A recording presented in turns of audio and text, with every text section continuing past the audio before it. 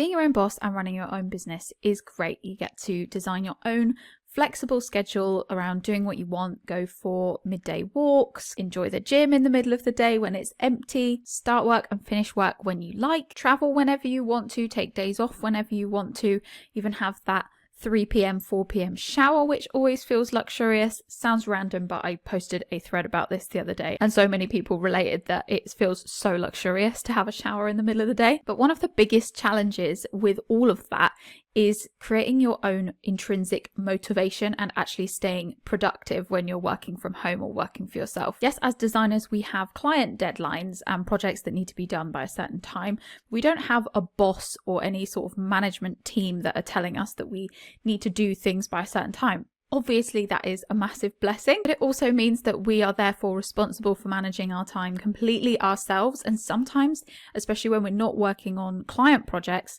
we have to completely make up a deadline and try and stick to it through our own willpower. And when I first started going freelance and working from home, I found this really, really hard. I had all of this newfound freedom and discovered I could just go out in the middle of the day and do things and see friends and family and go for walks whenever I wanted. I could just put the TV on and watch shows in the middle of the day, and I actually found it really hard to balance that with actually getting stuff done, because as well as having all of that freedom to do what you want or manage your time exactly how you want, there's also a lot of distractions when you are working from home as well. Obviously, when you have a family, if they're home, then that is a massive distraction. But even just things like being able to walk to the fridge in the kitchen whenever I want, having the TV right next door in the living room, or having my dogs wandering about wanting to play with me as well, it can be really hard to stay focused. But over the last 10 years, there are some things that I have put into place that have definitely helped me to stay motivated, stay productive when I am working here from home. So I'll start with a few simple things first, and then I'll move on to some of the systems that honestly have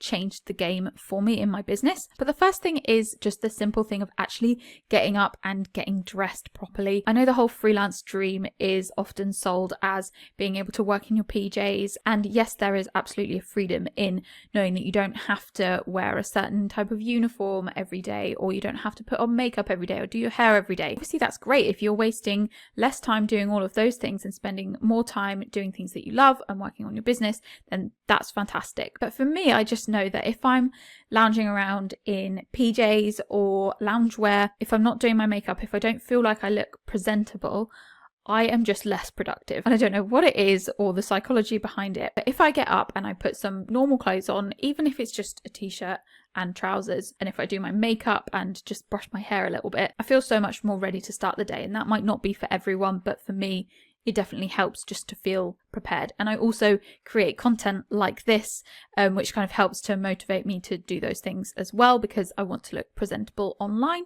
Not that that's a necessity, but for me, that's what I prefer. The next thing is to figure out when your most productive times of day are, because it's not necessarily going to be between 9 and 5, which is what your brain might be trained into. And I know that I definitely fell into this when I left my job and then started working from home. I just started working 9 to 5 again, just because it was so ingrained in my brain to do that. But actually over the years, I've really listened to my brain and my body and figured out at what times of day I get kind of restless or dozy and not as productive, and what times of day I feel like I can get more stuff done, what times of day I feel more creative. And then knowing those things has helped me to design a schedule or a work day that works around that. And that is the beauty of the flexibility of being self-employed and working from home, is you can do that. So for me, I am not very good early in the morning. I prefer to wake up a little bit later, do all my like life admin chores, workouts, exercise, that kind of thing first thing in the morning, then do a bit of like admin tasks in the morning just before lunch that don't really require a huge amount of brain power. And then for me, between like 2 and 6 o'clock is when my brain is like most in its flow and able to dig into longer periods of work, like website design work. Some people, it might be the complete opposite. My husband is the complete opposite and is way more productive and able to get like hard work done in the morning, but then his brain is like slowing down a lot more after lunch. So if you can figure out what your personal kind of times of day, good points, low points are, then try and create a routine around that. That's the next point, is to try and create and stick to a routine. Obviously, some days are going to be totally different and you're going to have different things coming up day to day throughout the week, but routine is something that really helps me to stay productive. If I know, okay, every morning that's when I'm scheduling like my exercise things, any like life admin stuff, and doing my emails and working on like bitty tasks that don't require too much brain power, I schedule all of that to do that in the mornings, and then I try and keep the afternoons clear for working on deep work. And that's sort of the routine that I get into. Also, I've always said this, but having some kind of marker that rules like the end of your day, because obviously when you're working from home, whether you've got your own office space or not, the lines can get kind of blurred between when you're working versus when you're just at home living life. And so if you can do something that solidly marks, okay, I'm finishing work for the day and now I'm in home life mode, that's a really good way to make sure that your brain is like switching on and off at the right times. So that could be making yourself a nice drink, or for me, taking the dogs out for a walk. That essentially draws a line in the sand for me for when the workday has ended. In terms of routine, like you can try and make this fun as well. So every week I have a ritual where I go and work in a coffee shop for one morning, one day a week. And I know that I get lots of work done within that set amount of time because it's just like a dedicated amount of time without any distractions in the home. And I really look forward to that morning because it's just a change of scenery and keeping things fun and interesting. So it doesn't have to be routine equals boring. It can be routine equals things that you actually enjoy and make it interesting for you, but make it so that you have things to look forward to and actually keeps you in momentum rather than constantly changing what you're doing and always feeling a bit chaotic. Another tip is about your workspace, and I am very lucky to have a room in our home that I just have dedicated as my office, and I know not everyone has that, but what I would always try to do is try and keep wherever it is you do your work separate from other things that you do in your life. So maybe you just have a small desk in a corner of a room somewhere and that should be your workspace. Or maybe it is at the dining room table, but what you don't really want to do, and I say this because I have done it, is start bringing your laptop into bed where you sleep, because that can end up blurring some lines and then actually causing issues with your sleep. And I also try not to work from the sofa. Occasionally I do, but I will absolutely make sure that it is not client work.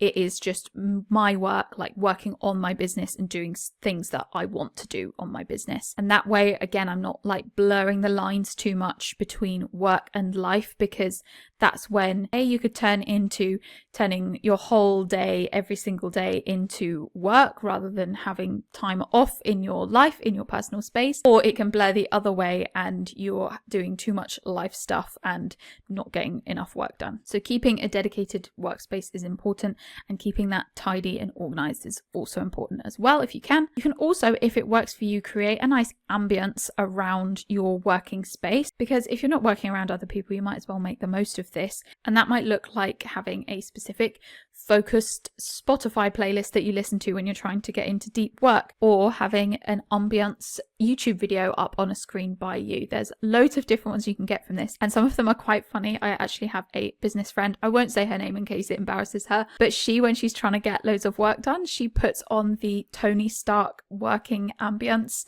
YouTube video. If you're not sure what that is, just go and look it up because it's very funny. It's like I'm a spy hacking into the network type vibes of like a background ambience video. And yeah, if that gets you going and gets you to get more work done, then why not? Okay, so those are kind of the simple things around planning your day and your workspace and things like that. But one of the things as well, which just helps you to stay on track generally, rather than just be spinning on a hamster wheel of client work all the time and just following exactly what you have to do for your clients all the time. We really want to be spending time working on our business as well, and working on things that are helping us to achieve our goals. So it is really important to have actually made some goals somewhere for your business and the growth of your business, or where you want to see your business in the next year or 3 years or whatever it is. But B, have actually got a system set up where you've written those goals down, you've understood the why and the purpose behind those goals, so that's going to motivate you more to actually get it done. It's all very well saying, I want to hit I don't know, 10,000 followers on Instagram. But if you don't know why you want to actually achieve that and what the purpose is to you and how that affects you and your life, then you're not going to be as motivated to achieve it. And it's just kind of a random goal that you've set for yourself without a purpose and a point. So you absolutely want to understand the why behind each of your goals, but you want to have it in a place in some kind of a system where you've broken that down into projects and tasks that you can then actually dedicate time to work on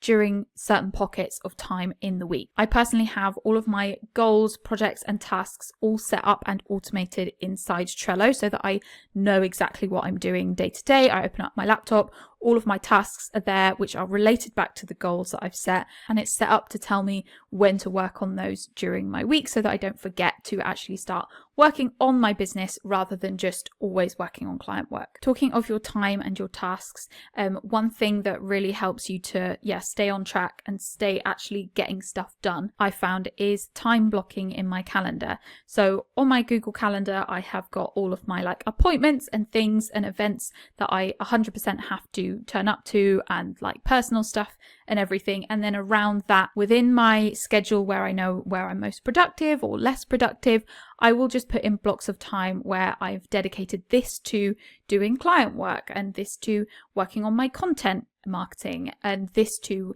doing admin tasks in my business, and I will block that into my calendar each week. And again, that just helps with the whole keeping a routine and making sure that you actually know what you're doing at certain times of day or at certain times in the week, so you're not just floundering and then you end up faffing around, and before you know it, you've lost several hours of your work week and you're not really sure doing what. Another way to make sure that you're not floundering around and wasting time in a silly way is by having what's called standard operating procedures. It's just a fancy word or way of saying processes or standard processes that you do for different things in your business. So for example, you would have a standard operating procedure for onboarding your clients, so that you have a literal checklist of things that you go through each time a client gets in touch with you. This helps you to deliver the same level of good quality service every time a client comes to you. It keeps you on track. It stops you from wasting time faffing around wondering where you're at with everything, or have I done this or haven't I done this? Same with content creation, having a step-by-step process for exactly what you do each time just stops you from faffing around. It stops you from procrastinating and feeling like, oh, this task of creating a blog post is really massive, I don't know where to get started, because you've broken it down into these little steps that you do every single time. Having a system or something set up somewhere where you can store all of this, your processes, your standard operating procedures, but also organize all of the files and things that you need in your business, whether that is for content marketing, branding, your client projects, a place where you can store all of your goals and keep track of them and organize your tasks. It's probably up there with one of the top things that you can do for your work from home self and for your business. I have all of this inside my Trello business hub that I've created, which is essentially like my digital business brain. I keep everything to do with my business in there, and that way it takes it out of my brain so that my mind is clear and calm and able to actually focus on my work or my life and personal stuff, and not be constantly worrying that I've forgotten something or wasting time faffing around trying to find a client's file or what I did with my latest branding update. I keep track of leads in this Trello system as well. So if I have an inquiry come in, I keep track of what stage of the inquiry process they're at, with reminders for me to follow up with them and go through my onboarding checklists, offboarding checklists, that kind of thing. I also use Trello for my client portals as well, so that they are able to keep themselves organized with getting work and materials to me for their websites, and I'm able to keep organized with the project in there as well. And I also have my holy grail task management system in there as well, which is where I break up my yearly goals into kind of 90-day projects that then get broken down into tasks and put into my calendar. And I have automations in there that help me to prioritize them and easily check them off as well. And that has honestly been probably the most game-changing thing that I've implemented in my business to help me stay productive and help me run my 2 brands. Because in case you didn't know, I have my website design business, but I also have an award-winning travel blog as well. It helps me to organize my 5 different income streams as well, which I have throughout the 2 brands. And if I had a team team or outsourced, I could easily add those people to this whole system as well so that they can see inside my business brain too. But as it happens, I actually don't. I just do all of this myself, which makes it even more important for me to stay organized and streamlined in this way. If you're listening to this and thinking, oh my God, I want this Trello system for myself, I literally sell this whole system in my Organize Your Business with Trello course. You get all of the exact templates that I use to build out your digital business brain hub system, and tutorials and trainings on how to customize these and automate them for yourself as well. And it's not like trying to set up a massive Notion system or Dubsado system, which I have tried myself in the past. You can get all of the templates installed and customized within just 2 hours when you take the course. And that is the beauty of Trello in particular. I think it's the simplicity of it. It's very intuitive, but it also has really powerful features and automation tools and things like that. And the best thing is I have designed that whole course and all of those templates so that you don't even need a paid Trello plan for it. You can just use the free Trello plan. So I will leave the link of this course in the description. I'm also running an offer until the 20th of June 2025 where you can save £40 off this course and also get my bonus calendar management training in there as well. So go ahead and check that out. But if you are listening to this after the 20th of June, the course is still available to join at any point and you get instant access to all of that. And my final last point is to not feel bad and beat yourself up if you are having a slower day or not feeling as productive as usual, because that 100% happens all the time when you work for yourself and work from home. It's completely normal to have ebbs and flows in your productivity and how much you can get done and your energy levels. And that is the beauty of being able to have this flexibility and this freedom when we work for ourselves. So maybe you've got lots of life stuff going on, maybe your hormones are all out of whack, maybe you have chronic illness and you struggle to show up